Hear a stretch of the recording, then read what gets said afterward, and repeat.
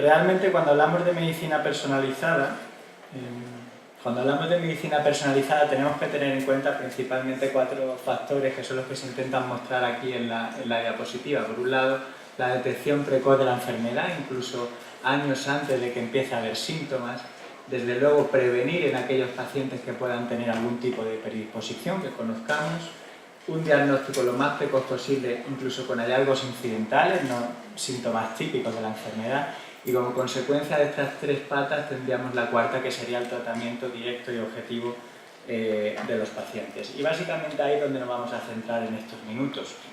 Esta diapositiva yo creo que es muy importante porque de la pregunta si es posible tratar de manera personalizada hoy en día a un paciente con NASH, lo primero que tenemos que ver es la fisiopatología. La fisiopatología es extremadamente compleja. Aquí hay algunos de los mecanismos dominantes, hay factores genéticos, hay alteración de la microbiota, desde luego domina la resistencia a la insulina, hay alteración de la autofagia, alteración de la lipotoxicidad, adipoquinas, etc. Y esto hace que no todos los pacientes con una enfermedad por hígado graso no alcohólico sean iguales. Aquí en el lado izquierdo pueden ver cómo en función de ese peso normal hay sobrepeso o obesidad en individuos todos ellos iguales con prediabetes. Evidentemente hay porcentajes que van variando el hígado graso, pero a la vez que este paciente, nosotros en la consulta creemos que es igual, van variando otras cosas, van variando los porcentajes de resistencia a la insulina, de obesidad visceral o de secreción a la insulina. Por tanto, y lo vamos a ver también en esta diapositiva, aunque nosotros intentamos encajonar a todos los pacientes con hígado graso bajo la misma premisa y por tanto la segunda parte sería ponerles un tratamiento similar, realmente no lo son. Aquí está muy bien escenificado en base a colores. La mayoría de los pacientes, que serían los que están dibujados en verde, no tienen una predisposición genética y realmente el mecanismo patogénico dominante es la resistencia a la insulina. Luego hay otros pacientes que sí que pueden tener una predisposición genética y ahí sí, puede haber algunos con resistencia a la insulina, otros que no, o otros con los factores anteriores que yo he presentado. Es decir, de esta población que nosotros pensamos que es homogénea y que por tanto hacemos las mismas intervenciones en estilo de vida y farmacológicas, refiriéndonos sobre todo ahora a los ensayos clínicos, realmente los mecanismos patogénicos son distintos y esto hace muy difícil que a día de hoy pueda haber una terapia personalizada. Este es un caso clínico que yo creo que cualquiera puede sentirse identificado porque lo puede tener en su consulta. Es un paciente que fue a hacerse una colecistectomía y en el transcurso de la intervención se ve que tiene un hígado claramente cirrótico, que luego se confirmó con histología. Cuando uno echa un poquito la mirada hacia atrás, ve que tiene una obesidad grado 1, que está en dislipemia, tiene una edad avanzada. Bueno, empieza a cuadrarnos todo y ahora veremos qué podemos ir haciendo con un paciente así. Realmente a día de hoy tenemos 3 pilares en el manejo de estos pacientes. Por un lado sería la dieta, por otro lado el ejercicio físico, que combinado sería lo que hablamos de la intervención en el estilo de vida, y por último nos quedarían los fármacos que a día de hoy están en el apartado de ensayos clínicos, pero que probablemente en 2020 ya los tengamos. En cuanto a la dieta, simplemente un mero recordatorio, la dieta la podemos clasificar de muchas formas, pero entre ellas yo creo que la manera más simple es en base a las calorías, pueden ser hipocalóricas, isocalóricas o hipercalóricas. Evidentemente el contenido o el tipo de ácidos grasos es fundamental y lo vamos a ver ahora después. Es mejor que sean monoinsaturados, desde luego, poliinsaturados, y de lo que tenemos que huir son de los saturados. Y hay 3 patrones típicos en las dietas que son los que normalmente se utilizan en los ensayos clínicos y en los estudios de intervención. La dieta mediterránea, que la conocemos todos, otras que predomina una dieta baja en grasas pero rica en carbohidratos, y otras dietas que son bajas en carbohidratos pero son más altas en grasas. Cuando comparamos el paciente obeso con el paciente delgado, realmente vemos que hay un exceso de energía almacenada en forma de grasa y por tanto en el paciente obeso, cuando recomendemos una dieta, tenemos que ir generalmente a dietas hipocalóricas para que estos pacientes pierdan peso. Pero fijaros, en un paciente delgado indicaríamos una dieta isocalórica. ¿Podemos mejorar el contenido de grasa hepática? Pues sí, sin necesidad de que pierda peso.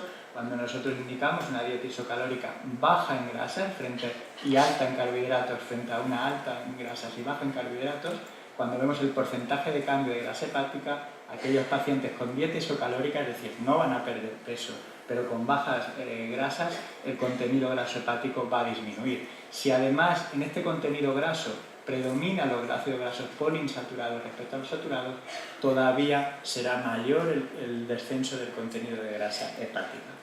¿Qué ocurre si nosotros tenemos un paciente obeso, tenemos que ir a una dieta hipocalórica? Y en estos casos, en estos pacientes a los que le indicamos una dieta hipocalórica, pierde algo de valor esta diferencia y tanto las dietas bajas en grasas como altas en grasas, realmente al ser ya hipocalórico, al tener un contenido menor de calorías de lo que necesita ese paciente, va a haber un cambio positivo en el hígado. Acabo de mencionar que las dietas isocalóricas bajas en grasa ya generan un beneficio a nivel hepático, se vuelve a repetir aquí, pero fíjense, MD es la dieta mediterránea. Cuando comparamos una dieta baja en grasas con la dieta mediterránea, que es una dieta más equilibrada, este descenso de contenido de grasa hepática es aún mayor y sobre todo se produce además y va en consonancia con una mejoría de la resistencia a la insulina. Y nosotros, si indicamos una dieta en todos los pacientes van a tener el mismo efecto. Bueno, pues hay algunos factores que pueden hacer que no la misma dieta tenga el mismo efecto. Fíjense, en este estudio se indicó una dieta hipocalórica, por tanto los pacientes iban a perder peso bajo en carbohidratos durante una semana y se analizó el impacto de la genética. Ya conocen ustedes como el gen probablemente más determinante en la fisiopatología del hígado graso no alcohólico es el PNPLA3. El que viene aquí 148 mm es el genotipo GG, que es el que predispone a mayor contenido de grasa hepática. Y fíjense cómo, curiosamente, siendo el genotipo que a priori es el más perjudicial, cuando nosotros hacemos una intervención, en este caso por dieta, y lo veremos después en ejercicio físico, son los que más mejoran la sensibilidad a la insulina y los que más mejoran el contenido de grasa hepática. Y nos movemos en un mundo en el que intentamos cuantificar absolutamente todo, intentamos pasar a las matemáticas, conceptos a priori muy alejados, como podría ser la dieta. Esta es una revisión que se acaba de publicar en Journal of Hepatology, donde hablan del concepto de la geometría de la nutrición y si de alguna manera con conceptos matemáticos podríamos predecir cómo se desvía uno de su dieta y cómo podríamos corregirla. Fíjense, en la parte de arriba tendríamos una gráfica donde tendríamos el consumo proteico y el consumo no proteico, que serían los carbohidratos y las grasas, y cómo tendríamos más o menos que tenerlo balanceado, que tenerlo equilibrado. Si nos desviamos hacia el consumo proteico o hacia el consumo no proteico, empezaríamos ya a tener problemas, empezaría a estar la situación desequilibrada, incluso proponen los autores que esto se podría calcular de forma matemática, el déficit de proteínas o el exceso, por ejemplo, de carbohidratos o de grasas. Tan es así que no solamente podríamos analizar el individuo, sino que también podríamos analizar los distintos alimentos. Fíjense aquí cómo comparan, por ejemplo, un filete con guisantes o con arroz en función del contenido graso, el contenido proteico y el contenido en carbohidratos. Y lo que proponen los autores es que en función de los desequilibrios que podría tener uno en una dieta, podrían hacer una dieta absolutamente personalizada en función de estos tres componentes. Si nosotros nos retrotraemos al caso clínico, yo presentaba un paciente con una cirrosis hepática, con obesidad, con dislipemia y que además, posteriormente a esto, se diagnosticó de diabetes mellitus. ¿Qué indicaríamos nosotros? En este caso nos interesa que pierda peso, una dieta hipocalórica, se recomienda entre 1.200 y 1.800 calorías al día o al menos 500 calorías menos de lo que suele tomar y primera opción sería la dieta mediterránea y segunda opción una dieta baja en grasas. El segundo pilar del tratamiento del hígado graso no alcohólico y que constituye el otro componente de la intervención en el estilo de vida es el ejercicio físico y a menudo la pregunta recurrente ¿qué tipo de ejercicio físico recomendamos y a qué intensidad? Bueno, hay ensayos clínicos incluso comparando unos tipos de ejercicio físico y otros, la mayoría de los estudios de todas maneras son observacionales, pero el problema que tienen los estudios es que son de Ns muy pequeñitas y por tanto a veces sacar conclusiones es complicado. Pero la primera pregunta sería, ¿ejercicio aeróbico o ejercicio de resistencia o anaeróbico? Bueno, ambos tienen aspectos beneficiosos, como pueden ver ahí, pero es cierto que en este estudio que se acaba de publicar no ven diferencias entre el ejercicio aeróbico y el de resistencia en términos de cambio de índice de masa corporal, de ALT, incluso tampoco ven diferencias en cambios en el contenido de grasa hepática. Cuando analizan de forma más pormenorizada la frecuencia del ejercicio físico, incluso la duración, etc., tampoco observan ninguna diferencia. La única diferencia que se observa es la capacidad o el volumen máximo que puede consumir ese organismo de oxígeno, que no está íntimamente asociada al daño hepático, pero sí que es verdad que sabiendo que en estos pacientes de alguna forma van a tener un mayor riesgo cardiovascular, pues bueno, ya sería quizá un elemento diferenciador. La segunda parte sería la intensidad. No es fácil comparar unos estudios con otros porque la intensidad la valoran de forma distinta, el número de sesiones, el número de minutos, pero quizás este estudio está muy bien diseñado y puede responder a ello.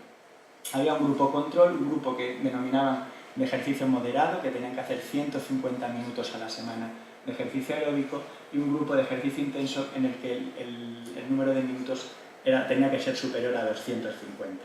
Cuando vemos los dos grupos por separado, tanto comparados con el grupo control, tanto el ejercicio moderado como el ejercicio vigoroso claramente expresa mejoría en términos de contenido de grasa hepática, pero cuando comparamos las dos curvas, la del ejercicio vigoroso y la del ejercicio moderado, vemos que son prácticamente superponibles.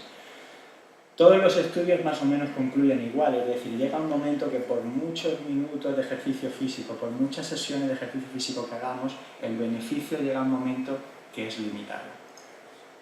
Y volvemos a lo mismo que con la dieta. Si nosotros indicamos o prescribimos el mismo ejercicio físico en distintos pacientes, ¿vamos a obtener el mismo resultado? Bueno, pues existen factores, nuevamente el PNPLA, que demuestran que no es así. Fíjense, este fue un estudio comparativo, un grupo control y un grupo de intervención. En el grupo de intervención era ejercicio físico de al menos 150 minutos a la semana. Fíjense cómo el genotipo GG, a priori nuevamente, el genotipo que está asociado a estatosis hepática, estatopatitis, fibrosis, incluso hepatocarcinoma, es el que mejor responde. Y en este otro estudio, que es muy curioso, que no solamente evalúa la actividad física, sino también el número de horas de sedentarismo, fíjense el cambio tan grande en aquellos pacientes con un genotipo GG en función de si tenían actividad física y no eran sedentarios, a si no tenían actividad física y eran sedentarios. Desde luego, la proporción de niños, en este caso con hígado graso, es espectacular. Y si nosotros indicamos ejercicio físico, podemos pretender que además el paciente pierda peso o que no lo pierda.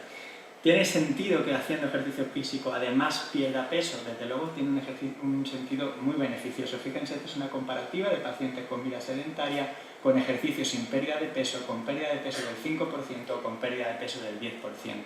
Un paciente que hace ejercicio físico, pueden ver aquí, mejora rápidamente la esteatosis hepática, pero los otros compartimentos que son realmente claves, como el tejido adiposo subcutáneo, el tejido adiposo visceral, no van a mejorar hasta que por lo menos no empiece a haber una pérdida de peso del 5%, pero fíjense, aquí lo que mejora sería el tejido subcutáneo.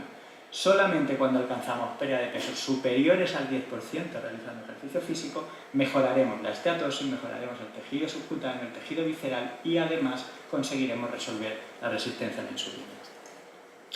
Por tanto, volvemos al paciente, habíamos planteado una dieta. ¿Qué tenemos que hacer con el ejercicio físico? Bueno, estaría recomendado un ejercicio físico aeróbico de al menos 150 minutos por semana y al menos 3 sesiones. No me he detenido mucho aquí, pero las sesiones tienen que ser de al menos 40 a 45 minutos. Todo lo que no llega a eso no es beneficioso y sesiones superiores a 1 hora tampoco han demostrado que sean beneficiosas, más allá de las que es de 40 minutos. Nos vamos a la tercera pata y es la que está quizá más en desarrollo y es la que no nos permite todavía resolver la pregunta si podemos ir a tratamientos personalizados, que son los fármacos. Realmente esta es una enfermedad curiosa porque es una enfermedad que en la mayoría de los casos es el estilo de vida lo que tenemos que cambiar y probablemente podemos caer en un exceso de medicalizar algo que con otro tipo de consejos podríamos solucionar, pero el caso es que en los últimos años el número de ensayos clínicos fase 2 y fase 3 y el número de moléculas en desarrollo es absolutamente exponencial. Aquí yo menciono 5 de ellas que son las que pongo aquí en primera línea porque son las que actualmente están en fases más avanzadas, en fase 3, serían el cenicriviroc, el ácido beticólico, el selonsertib, el africanol y el liraglutide. Y lo que se puede deducir de esta diapositiva es que los mecanismos de acción ya son distintos. Esto a priori probablemente sea el responsable de que no tengamos realmente buenos resultados, que veremos después. No me voy a parar mucho aquí, el beticólico ya saben es un agonista de los FXR, el africanol es un agonista dual de los receptores PIPAR-alfa, PIPAR-delta, el selonsertib es un inhibidor de la enzima ASK1, tenemos el liraglutide que es un agonista de los receptores GLP1, cenicriviroc que actúa sobre los receptores CCR2 y 5, en fin, son mecanismos de acción muy distintos, pero en ningún momento nadie se plantea y en ningún ensayo clínico se plantea cuando entran esos pacientes cuál es el mecanismo patogénico dominante. Y estamos dando tratamientos a mucha gente que probablemente es el responsable de esta diapositiva. Estos son los resultados, los mejores resultados que tenemos a día de hoy con los ensayos clínicos más avanzados. Y realmente pues a uno le dejan bastante frío. Cuando vemos la fibrosis o vemos la resolución de la esteatopatitis, como mucho alcanzamos un 40%. Fíjense lo que conseguimos con una reducción de peso del 10% mediante dieta y ejercicio físico. Bueno, pues estamos empeñados en seguir biopsiando a los pacientes para darles estos tratamientos. ¿Tiene sentido dar un agonista de la GLP-1 a un paciente, por ejemplo, que el mecanismo patogénico dominante pueda ser una alteración en los receptores FXR? Realmente eso no lo miramos, eso no se mide y no lo sabemos. Pero claro, realmente estos son resultados lo suficientemente pobres como para pensar en combinar algunos medicamentos o por lo menos estar seguro de la individualización del tratamiento.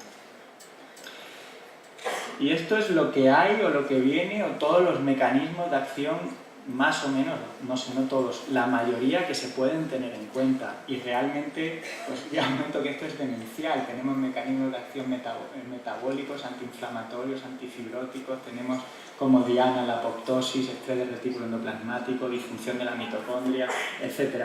Y tenemos un montón de fármacos en desarrollo, ya decía, algunos más avanzados, otros menos avanzados, pero no parece que tenga mucho sentido, por ejemplo, intentar dar un antifibrótico a un paciente que es F0 y que a lo mejor tiene otro mecanismo de acción de esteatopatitis y de progresión de fibrosis hepática. Si volvemos al caso clínico, realmente es un paciente con una cirrosis hepática por hígado graso no alcohólico, secundaria a un síndrome metabólico, tiene obesidad, tiene dislipemia, después del diagnóstico se le diagnosticó de diabetes.